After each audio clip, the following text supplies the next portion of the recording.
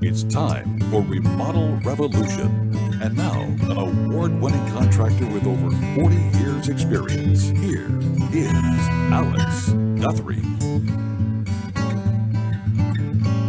Welcome to another episode of Remodel Revolution. We're coming to you from deep in the state of Texas, deep in the heart of the state of Texas.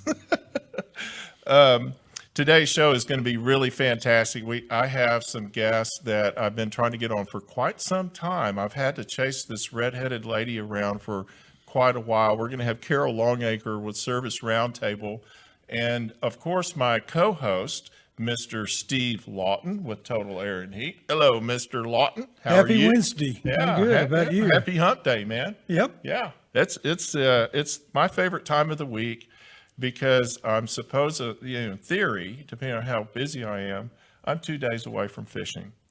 But That's a great way of thinking. Yeah. We're in the good fishing season coming up. We're also going to have a special guest today, Keith Brown from Bravis Home Automation, and we're going to talk LEDs. We're going to have Keith on in just a couple of seconds, but first, I want to do our special remodeler's tip brought to us by Total Air and Heat. Thank you very much. Thank you.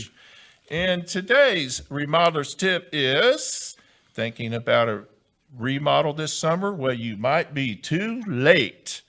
Get on your contractor's schedule now. If you're just now thinking about a remodel for the summer, you might be in for a big surprise because unless you've got your plans done and people on schedule, we are getting super busy. Look at this chart. This chart that we've got up right now shows about a 2 to 3% increase in activity that they're projecting.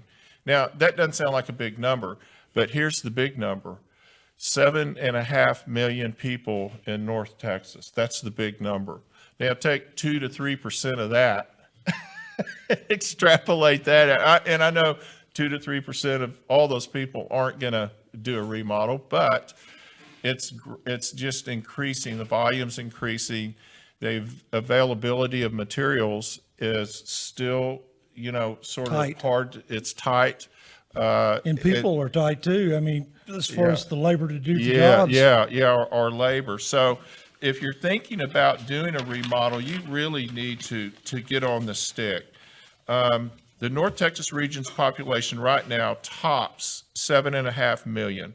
Now, I'm old enough to remember when you could actually drive down a road in North Texas and in Dallas, and you could go the posted speed. It was pretty fun back then. Remember those old days? Good old days. Yeah, it was a lot of fun. Absolutely. Yeah. 150,000 people plus per year are moving into North Texas. They're projecting that by 2029, we're going to have an additional 1 million people. I believe it. So that is really, really amazing. We are now only behind New York, Los Angeles, and Chicago, which are all losing residents. And they're all moving here. Yeah, guess where they're going, or coming, I should say. So there's a lot of competition for the trades, particularly those of high quality and experience. Labor and material costs are rising. And if you don't believe me, if you don't believe we're busy as contractors, go to Home Depot and get you a cup of coffee about 7 o'clock in the morning if you can find a parking spot, because all of the contractors are filling the parking lot. It's pretty amazing. So their supplies. Yeah, exactly. So make your plans now for the summer, but plan on starting closer to the fall.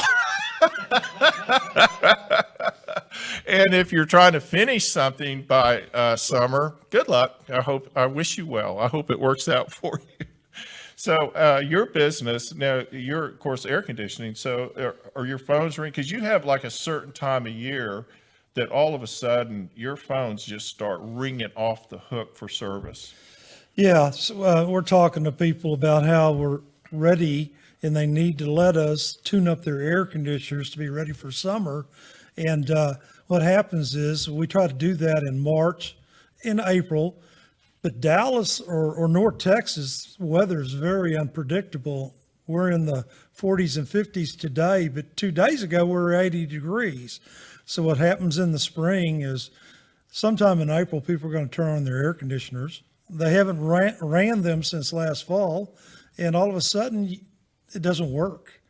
And so, yeah, we get slammed, Alex, typically sometime that first part of April, and by late April going into May, we're full blast. We'll be weeks out on getting tune-ups done. Well, when you hear thunder in the evening and the squirrels are chasing each other around the yard, you know the season is changing, and that's the only way you know it's changing around here, because it changes day to day. So let's go to Keith Brown at Bravas Home Automation. Keith's on the screen with us. Hey, buddy. Hey, how are you doing, Alex? We're doing fantastic. I'm so glad to get you on today. Now, tell us why you're stuck at home. You couldn't come in the studio. Yeah, I tore a muscle in my calf. Oh, okay. So, and why? And how did you do that? A little soccer. Yeah, doing things you shouldn't be doing at your advanced age. Yeah, I'm learning slowly. Keith is an expert in lighting, and I asked Keith to come on because I had an interesting thing happen about a week ago when I had a client. I still have the client. We painted cabinets in their house, and and everything's white. Everything in the house is white. Excuse me. And we looked at it and we thought, wow, they used the wrong color paint. What happened? And so we go out and we take some of the paint and we do a little test spot on the cabinet, and we had the right paint, but it looked the wrong color.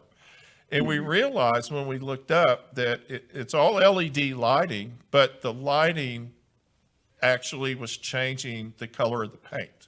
And I thought, I need to talk to somebody about that because I don't sabe. So Keith, let's talk about how we judge what lighting to use in a house. Yeah, when we were purchasing incandescent lights, it was real easy. They all are the same color. What most people are looking for now is the color of light they're buying. So that's the color temperature they see, that 2700 or 5000 number they see on the box, which sometimes they'll call soft white or daylight. That has nothing to do with brightness. It's just the color of light that it's putting out. So that soft white or lower numbers, 2700 Kelvin, means it's going to be warmer. It's going to look more like a candle versus higher numbers, which are going to look more blue. So just kind of finding that look that works for you and your space is really what you're looking for. Is there sort of a formula on how a certain Kelvin will affect a certain color? In other words, I understand that amber is going to make white look not white. Sure. Are people able to, because this huge variation in lighting in kelvins, plus you have all these, different light. I mean, different colors, actual colors. Yeah, so that Kelvin is going to tell you the color. If you were to, say, look at a paint outdoors in the middle of the day at noontime, it would look the same under a 6500 Kelvin light, but no one would really enjoy that type of light in their home. There are a lot of reasons for that, including health reasons, but for most people, traditional homes where they really like that dim, warm glow from an incandescent light are going to want 2700 to 3000 Kelvin. In more modern homes, or sometimes in your kitchen and workspaces, you might want something closer to 4000. But I would say for the most part, people aren't going to want to go above that, except in things like offices where they typically have that 6500 Kelvin light because it looks like daylight and it helps keep us awake and alert. So we used to put in, I'm young enough to remember when we used to get the big deal back in the 80s was to get we called it a daylight color fluorescent light bulb. And that's what we were using. We were all very proud of it, except it made everything in the room look dead. But if you liked dead and death, then they were fine. Which most of our buyers right now are not looking for. No, they're not looking for that. So Do now LEDs went from just sort of a on and off type light to a dimmable. There was a process of time that it took for them to get to where we could have dimmable lights. But do you still have to search out that dimmable LED? Because I think that probably helps with the color a little bit. Yeah, you do have to search out dimmable LEDs. It'll say on the box whether or not it's dimmable. It won't tell you what dimmers it works with. But if you typically call the manufacturer, the biggest ones are Lutron and Leviton. If you contact the manufacturer, go on their website, it will typically tell you if the bulb that you're looking at will be dimmable with their dimmers. Well, I can tell you that from experience, and most contractors have had it, that if you put a non-dimmable bulb and the wrong dimmer together, funny things happen. Yes. Yeah, a lot of dimmable bulbs that claim they're dimmable, you'll have the exact same experience, especially if you put just one bulb on a dimmer, it'll flicker on and off. It'll never shut off. Well, it kind of that's took me actually back why to we my became experts in disco LED. days. It's a disco-y thing for us. Exactly. Yeah, no, it was cool. It was Again, cool not then. something all of our clients are looking for. No. I never can convince them that they're wrong and I'm right when that happens, as much as I try. Most people don't know what kind of dimmer they have on the wall, and going from incandescent bulbs, the old style bulbs, to a dimmable LED bulb isn't just a matter of switching out the bulbs. You've got to make sure that that dimmer itself is rated for the bulb that you're putting in. And where the problem starts is that many of the older dimmers that work with incandescent cannot handle dimming these newer LED lights. And also grounding of the light switch itself. If you look at the newer dimmers, there's a place to put your neutral, of course your hot, but they're looking for an actual ground wire to be able to hook up to be able to move the electricity from the bulb to Well, and the neutral. in an older home, we've had a problem with that. We've had to Yeah, actually 'cause go they in and add a wire. Yes. I didn't understand it. I was just told what to do, but of course I have the job of relaying that to the homeowner. We have to add another wire. That's never pleasant. No. But so when you're converting from an incandescent in an older home in a remodel to the new LED system, Keith, what's your advice? Where should you start so you know you're successful? Yeah, you're definitely right about older wiring not always working. A lot of times we're seeing lights wired or switches wired with no neutrals. So you'll have to make sure you can find a non-neutral dimmer that works. But the best advice is buy good quality bulbs. Companies like Cree, Philips tend to release better bulbs. But don't believe that you're going to be able to dim it unless you're also replacing the dimmers. So I would have an electrician look at the wiring, know what you have, and then give you advice on what to replace the dimmers with. Yes. Once you choose the dimmers, find a bulb that's compatible. Definitely make sure you have an electrician that understands what they're doing, because there's still a big learning curve on all of these new electronics and digital electronics that we're using. You're right, especially when it comes to dimming. If it's just switching LED bulbs, you're going to be successful. If you're trying to dim them, which honestly, that's one of the best things you can do for your home is having dimmable light, especially now with technologies like warm dim lighting, where the light will get warmer as it dims, as opposed to just getting grayer. That's something that can make a home feel more like a home. Mm-hmm. Well, go ahead. I'm sorry. One other thing to keep in mind is a lot of these dimmers now are also available to be connected, where they connect to the Wi-Fi in your house and you have control over any light fixture in your house that is connected via a dimmer. Sort of a lighting control system. Absolutely. Yeah. Mm-hmm. Well, we're going to ask Keith to come back, and we're going to do a lighting control interview with him and get his advice on that the next time I have him on. I already have that in my notes, because that's how far in advance I plan. Keith, hey, we really appreciate you coming on with us this morning. Thank you so much. I hope you heal up quickly. Hope you have a great day. Thank you so much. I appreciate the time. Have a great day. You bet. We're going to take a quick break, and when we come back, we're going to have our pros corner, and we're going to have my friend Carol Longacre with Service Roundtable. Look at that screen. Look at that beautiful redheaded woman. Okay, we'll be right back. The hardest working and arguably most important system in our homes is our air conditioning and heating system. It heats the air, it cools the air, and it filters the air. That's why it's so critical to have it checked and maintained by the very best professionals available. It's time to contact Total Air and Heat at totalair.com. Get that system pruned and tuned. If you want to have the very best experience, you've got to hire the very best company. Total Air's employees are honest, well-trained, and thoroughly background checked. I never have to worry about sending their technicians out to my clients' homes. Family owned and operated for 3 generations, Total Air and Heat has been a fixture in North Dallas for over 60 years. Total Air is a proud dealer of the Trane air conditioning systems, and you know how hard it is to stop a train, so give them a call at 972-881-0020. That's 972-881-0020, or contact them at totalair.com today. You know, we do a lot of shows. I do a lot of shows on women in construction, and one of the first women I actually knew in construction is sitting next to me, Carol Longacre. We've been friends for many, many years. Carol and her husband own a very successful construction company and have for many years.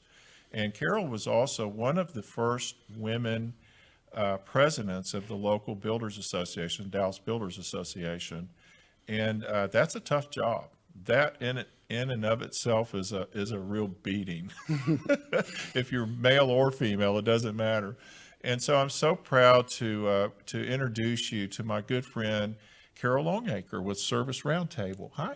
Hi. Good morning. Thanks for having me. So glad you're here because you travel everywhere. You're never home anymore. I do get to travel a lot. It's quite a fun job. Your husband and I have been having a lot of fun. Glad to see you're back, though, because I needed a break. I think my husband has a lot of fun when I travel. Carol is the marketing, she's the vertical marketing manager for Service Roundtable, and I had to look up vertical marketing manager to understand what it means. It means you just talk to certain people. And so she's focused on a certain aspect of the company, which is the remodeling portion of Service Roundtable. So first of all, let's talk about what Service Roundtable is. Okay.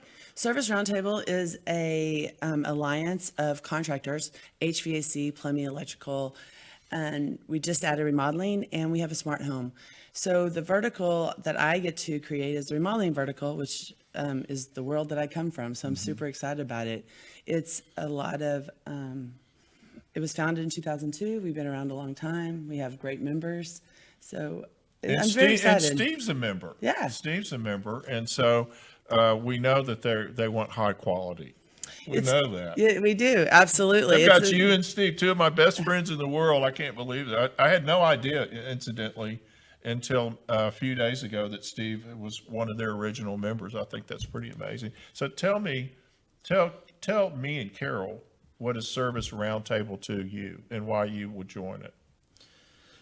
Alex, for me, Service Roundtable is a way of going from good to great. Many people, chefs, remodelers, or even painters, electricians, air conditioning people, all start out in their trades, typically in the field. And then at some point in time, they feel like they can make the transition to opening their own company. The thing about it is you may know how to do whatever that work is, but it doesn't make you a business person. So Service Roundtable gives me the ability to tap into the knowledge base of many hundreds and hundreds of contractors in all fields, plumbing, electrical, and air conditioning in particular, and bounce ideas off them. And then Service Roundtable provides me as a member all kinds of training for my people and myself. a lot of us have never done a budget before or tried to job Supposed cost. to do a budget? Yeah, absolutely. Well, you man, know? Once every 5 years, I that's think- all. Carol, I think I need to join. I need think to it might join be Service Roundtable. Maybe I can learn a few things. What's your overhead, How much does it cost to turn on the Are you gonna lights? say what's Don't overhead? talk about my head again. Okay, so Carol, what are some of the things that you would help a remodeling contractor with? One of your members. We have different levels. So we have 4,400 members. So we've been around a long time. We have a graphics team that helps with business cards, street signs, track wraps. We have a marketing team that helps with different types of marketing. We have downloads. So our download center, you can download HR forms, you can download templates for your social media, Facebook, those kind of things. It's so big. We have our own shows. We have a show in the spring for our members only, and we have a show Like in a trade show. trade show. We have a trade show in the fall. It's the largest trade show for HVAC, electrical, and plumbing contractors. And since we just added remodeling, we obviously will be adding some of that to our trade show, education, vendors, trade partners, that kind of thing. So I'll tell you, because having Steve as well, and probably Carol as well.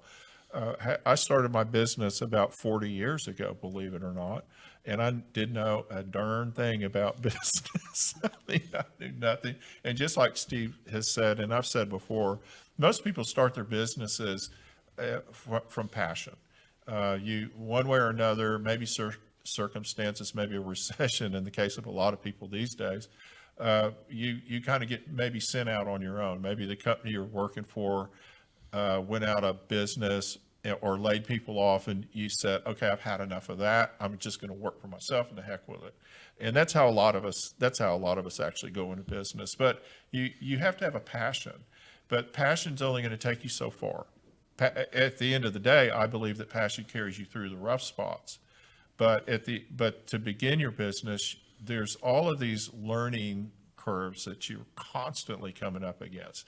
Like Carol says, so Service Roundtable offers you kind of a step up on everything. It's sort of like, I didn't know anything about what I should put on a business card, or what of course, now the whole new deal of social media. Yeah. I mean, that's huge. That's huge. What Service Roundtable meant to me, and the reason I even, so excited to work here. I ran a business with my husband since I was 22 years old. So I didn't have the craft, but I married a craftsman. You've only been in business 10 years. Only 10 years. So I jumped in with both feet. I joined the trade association. I joined the Dallas Builder Association. I started taking all the education I could take. And so I joined all these different things and tried to bring that experience to my office, into my business. Mm-hmm. And so when I met Matt Michelle and Service Roundtable and found out what they do for service contractors, I was all in. I mean, this is everything I've been doing. Mm-hmm. Like, this is the Kool-Aid I've been trying to stir. And now I have the backing of a really amazing company to help me build for and give back to the remodeling industry, which everyone knows I clearly love, because here I still sit. Yeah, right. What was it, 10 years later? Yeah, Not 30 years later? Well, the thing about being a small business owner, regardless of the business, like Steve's saying, whether you're a painter or a chef or whatever the heck you do, you are bombarded with all of these different options and trying to figure out how to take all the little pieces and put them together. It's really hard, Alex. Yeah, it's a constant thing. Yeah. And the awesome thing about Service Roundtable for me is, instead of making me work harder, I work smarter.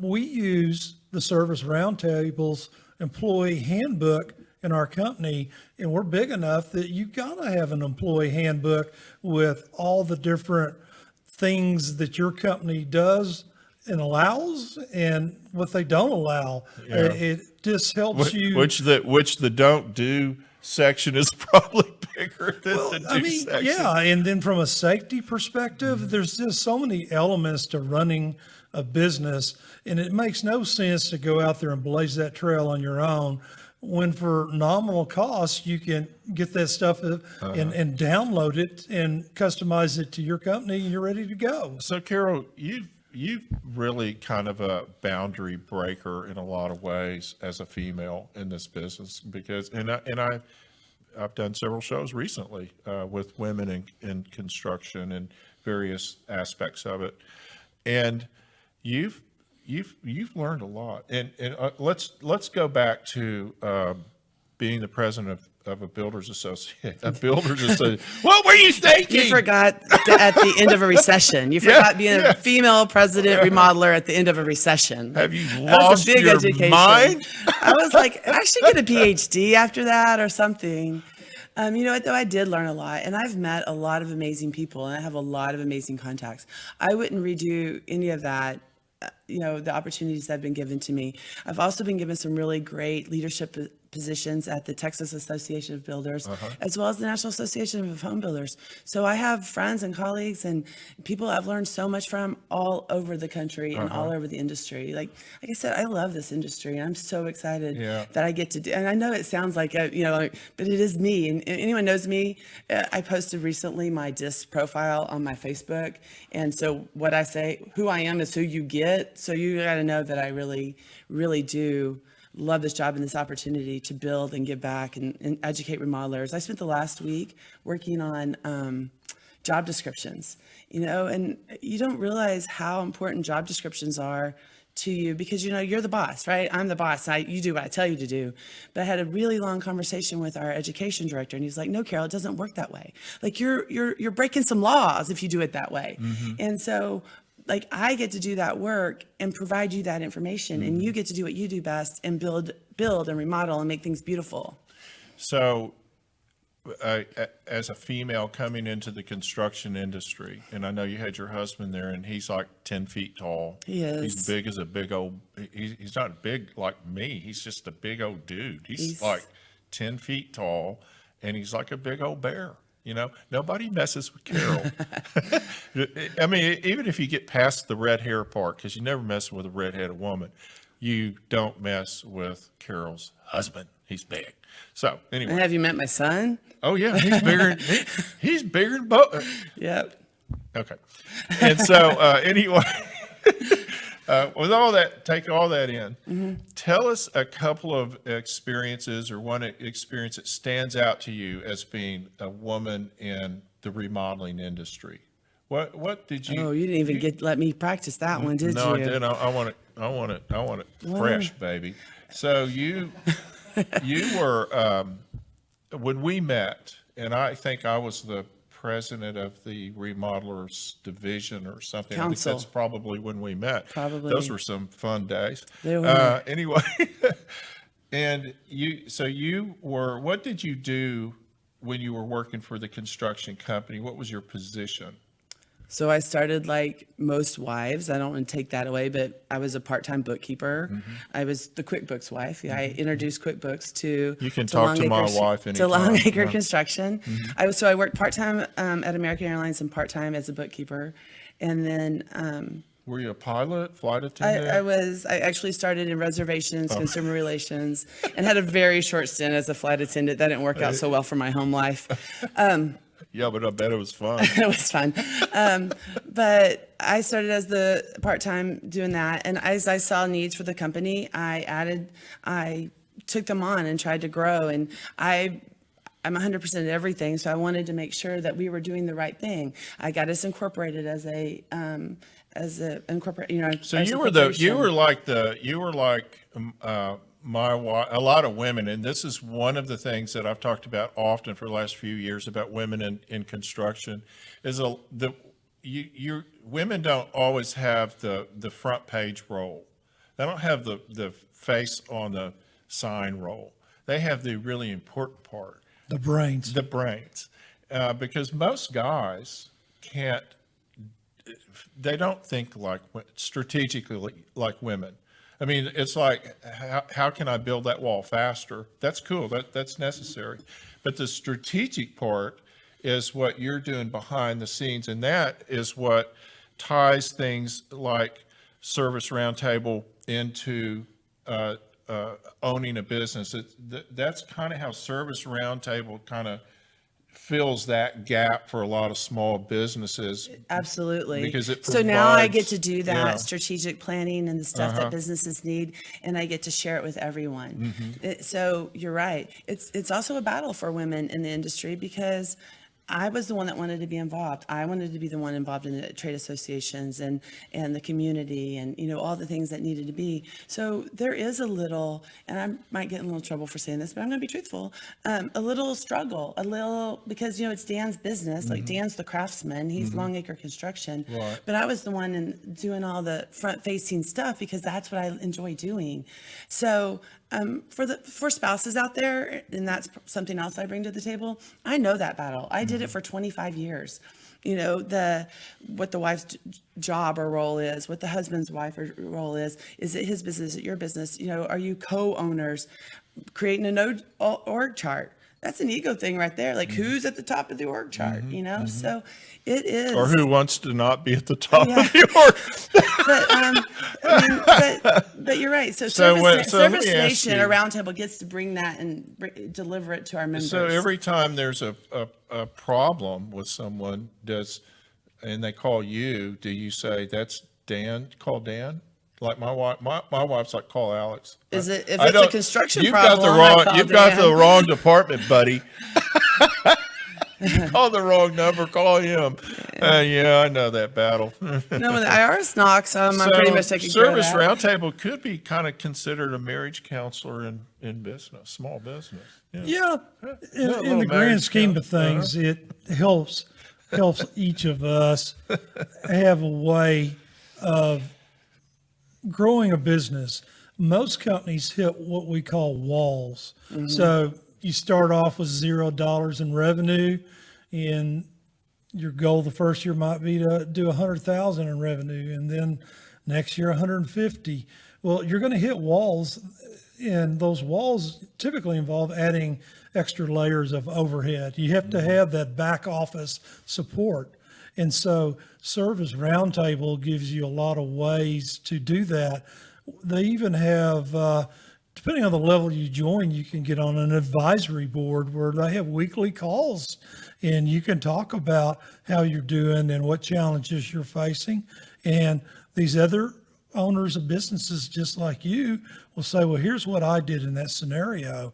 There's not a way to put a value on that type of stuff, Alex. No, absolutely not. Absolutely not. Hey, we're going to take a quick break, and we come back more with Carol Longacre and Steve Lawton on Remodel Revolution. Question of do I call or don't I call the foundation repair company? Well, what if I tell you that I know a foundation repair company that will tell you if you don't need foundation repair? That's right. Hargrave and Hargrave Foundation Repair has been in business for over 50 years, and they know the difference. One of the last family-owned foundation repair businesses in North Texas. Not only are they honest, they know what causes your foundation to move, and they know how to fix it. Don't be duped by fly-by-night foundation companies that provide shortcuts and messy fixes. Call Hargrave and Hargrave Foundation Repair at 972-442-3415. At the first sign of trouble, Hargrave uses the Chance helical pier system exclusively because it's the highest quality, most reliable helical pier money can buy. 972-442-3415 or contact them at hargravefoundation.com. We're here today with Steve Lawton and Carol Longacre, my very good friends for many years.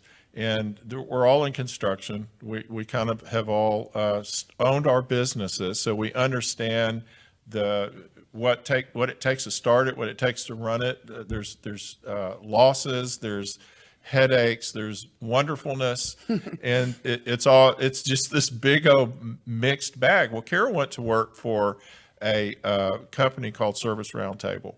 And I got really interested when I was talking to her about it. I looked them up, and I saw the benefits that they give their members, what they offer their members as small business owners.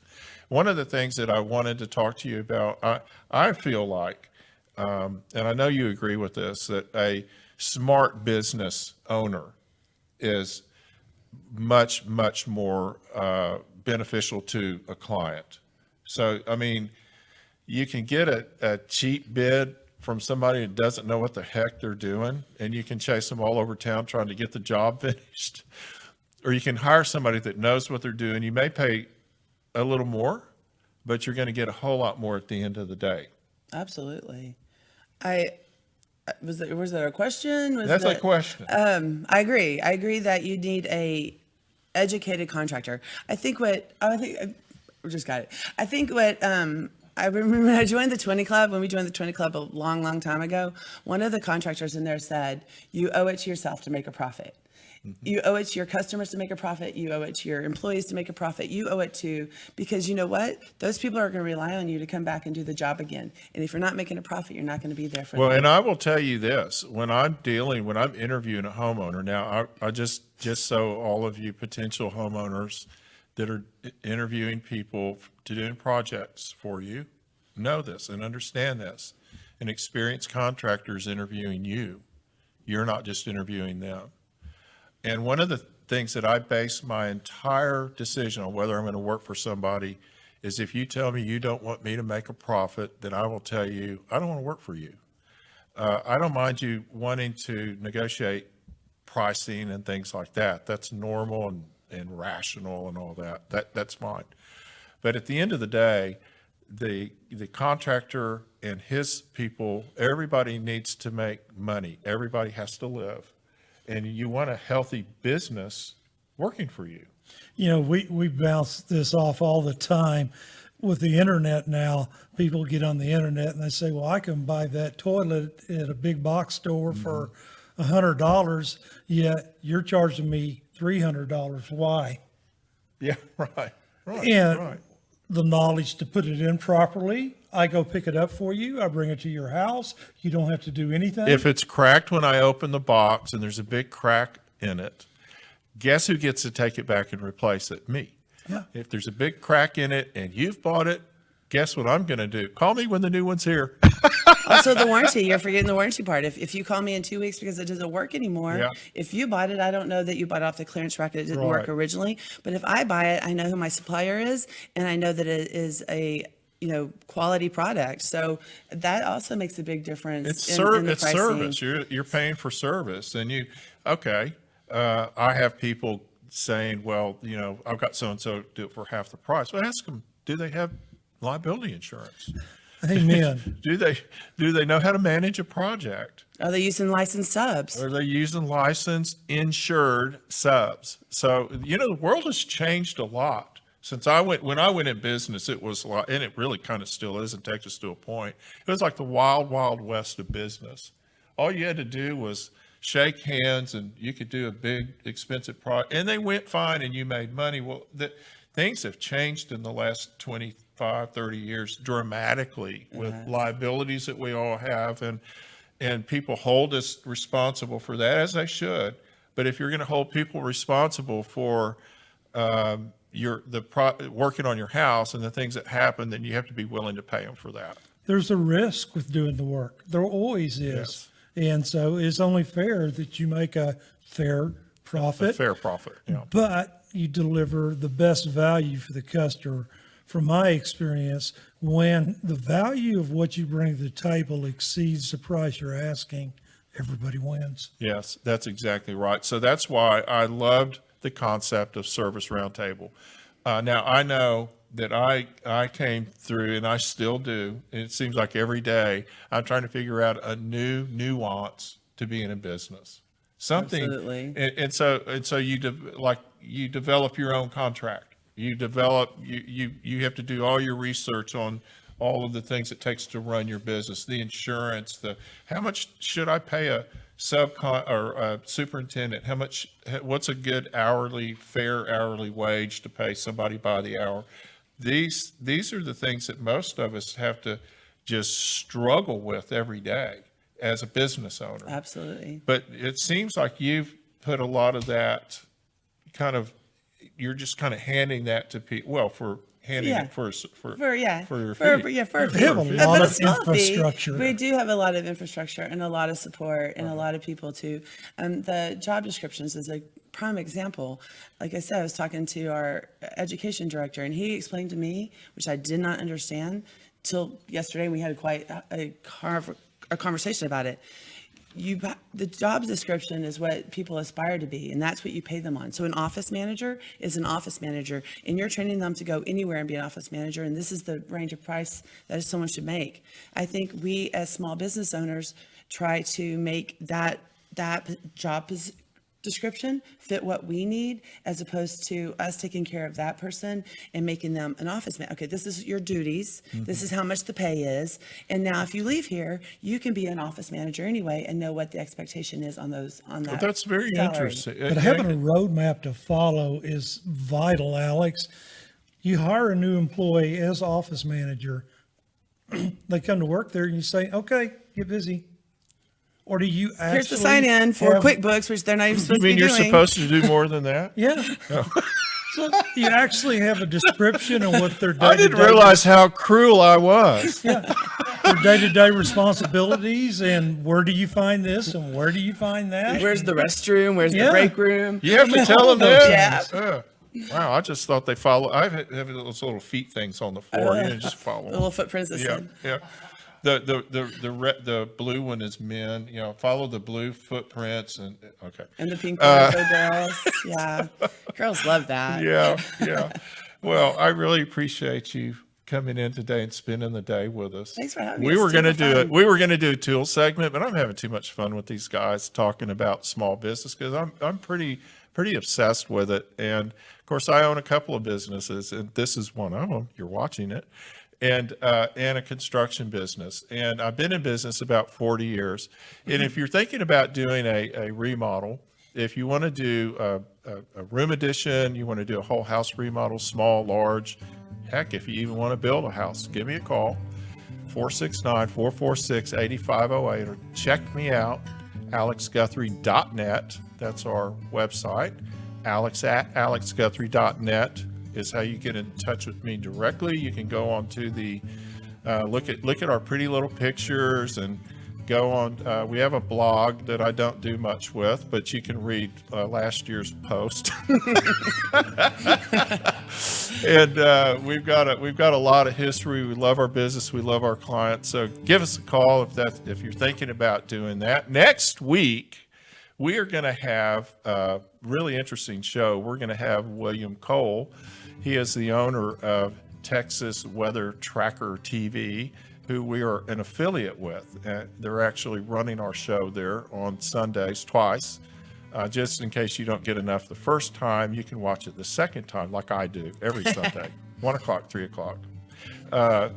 He's going to be on, and we're going to talk about he's going to give us tornado advice for the spring. We're coming up on that. And we're going to ask him a few really important questions, like, does it really rain cats and dogs? I don't know. I don't know the answer to these things. Maybe he does. He went to school for it. So anyway, that'll be next week's show. And I want to thank Steve Lawton, as always, my co-host, my friend, our sponsor. We really appreciate you so much. And Carol Longacre and Service Roundtable. And Carol, do people need to get in touch with you directly? They can get in direct. My email is carol.longacre@serviceroundtable.com, or my cell is 214-395-1302. And leave a message, because I don't always answer unknown numbers. So please leave me a message if you call me on my cell phone. I answer them just to mess with them. And so you can find us on YouTube, Twitter, Facebook, Pinterest, House. Check out our podcast. Our podcast will be up here in a couple of days. I post it on Spreaker, but you can get us on any podcast site, including Pandora, iHeart, iTunes, Spotify, Spreaker, and several more that I can't remember them all. The podcast is really a lot of fun. You can watch this show on YouTube. Our YouTube channel is Remodel Revolution Radio, although I think you can get it with Remodel Revolution. And so until next week, this is Alex Guthrie. Thank you so much for being here. And thank you, On Air Media, for doing such a great job for us today. We'll see you next week. The views and opinions of this program are for educational and entertainment purposes only and are not intended to replace the recommendations of a hired professional. You can catch Remodel Revolution anytime. Follow the show on the website, remodelrevolutionradio.com, or on social media, Facebook, Instagram, and Pinterest, using the handle @Remodel Revolution Radio. You can always listen to the show on iTunes, Spotify, Google Play, and TuneIn, and watch the show anytime on YouTube.